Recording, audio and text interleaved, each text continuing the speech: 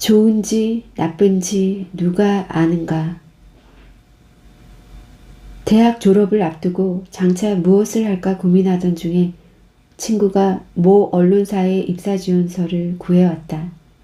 그는 함께 지원하자며 내게도 한 장 내밀었다. 잘하면 외국 특파원으로 나갈 수도 있다는 친구의 말이 결정적이었다. 우리는 운이 좋으면 히말라야로 취재를 떠나 성자나 외계인과 인터뷰하는 특종을 터뜨릴 수 있을지 모른다고 농담을 하며 열심히 지원서를 작성했다. 그런 우스갯소리를 한 것은 미래에 대한 불안감을 잊기 위한 나름대로의 전략이었다. 필기시험은 열흘 뒤였다. 지금도 서울 북악터널 부근에 있는 국민대학교 앞을 지나갈 때면 그때의 일이 떠오른다. 시험장이 그곳이었다. 어떤 과목이든 자신 있다고 큰 소리치면서 곰팡내 나는 월세방에서 밤새워 예상 문제집을 풀었다. 드디어 시험일인 일요일, 설레는 가슴을 안고 아침 일찍 시험장에 도착했다. 그런데 학교가 이상하리 많지 고요했다. 시험 장소를 가리키는 화살표 방향을 따라 강의실로 가니 텅 비어 있었다. 정문으로 다시 가서 물었더니 수위 아저씨가 이상한 눈으로 존 레논처럼 생긴 장발의 청년을 쳐다보며 시험은 오늘이 아니라 어제였다고 했다. 날짜를 착각한 것이다.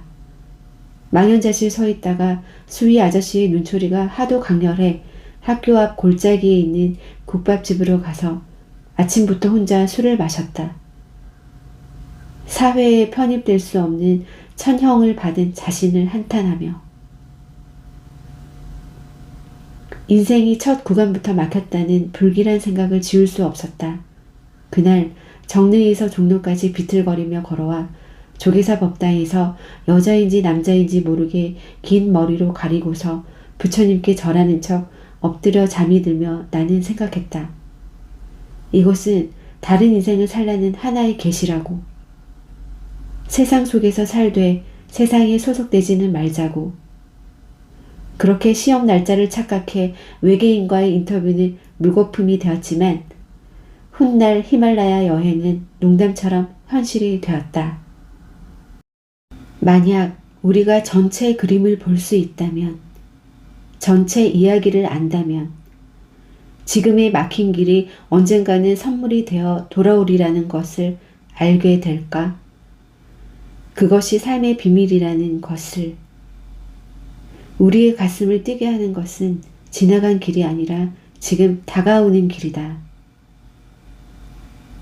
한 남자가 큰 회사의 사환직에 지원했다. 면접관이 그에게 사무실 바닥을 청소해 보라고 했다. 그의 청소하는 태도를 만족스럽게 지켜본 면접관이 말했다. 당신을 채용하겠소. 고용계약서와 근무조건 등 세부사항을 보내줄 테니 당신의 이메일 주소를 주시오. 남자가 말했다. 저는 컴퓨터도 없고 이메일도 없습니다. 그러자 면접관이 말했다. 이메일이 없다면 당신은 존재하지 않는 것이나 마찬가지요. 미안하지만 우리 회사는 존재하지 않는 사람을 고용할 수는 없소. 남자는 희망을 잃고 그곳을 떠났다. 무엇을 해야 할지 알 수 없었다. 주머니에는 단돈 10달러가 전부였다. 고민하던 그는 과일 도매상에 가서 10달러짜리 토마토 한 상자를 샀다. 그리고 집집마다 다니며 그 토마토를 팔았다. 2시간도 안 돼 그는 전 재산을 2배로 만드는 데 성공했다. 같은 날 그 일을 3차례 반복한 결과 80달러를 주머니에 넣고 집에 돌아갈 수 있었다. 이런 식으로 살아갈 수 있다는 것을 깨달은 남자는 아침 일찍부터 밤 늦게까지 날마다 토마토를 팔았다. 매일 그의 재산은 2배 혹은 3배 늘었다. 얼마 후에는 수레를 사고 또 얼마 후에는 트럭을 샀다. 곧이어 여러 대의 배달 트럭을 구입했다. 5년 후 이 남자는 매우 큰 규모의 식품 도매업체 사장이 되었다. 성공한 남자는 가족의 미래를 위해 보험을 들기로 결정했다. 상담을 마칠 무렵 보험사 직원이 그 이메일 주소를 물었다. 그러자 남자는 대답했다. 나는 이메일이 없소. 보험사 직원이 놀라며 말했다. 이메일도 없는데 이렇게까지 성공하셨군요. 만약 이메일이 있었다면 지금쯤 무엇이 되어 있을지 상상이나 하시겠습니까? 남자는 잠시 생각하더니 대답했다. 아마도 사환으로 일하고 있겠지요. 좋은지 나쁜지 누가 아는가. 삶의 여정에서 막힌 길은 하나의 계시이다. 길이 막히는 것은 내면에서 그 길을 진정으로 원하지 않았기 때문인지도 모른다. 우리의 존재는 그런 식으로 자신을 드러내곤 한다.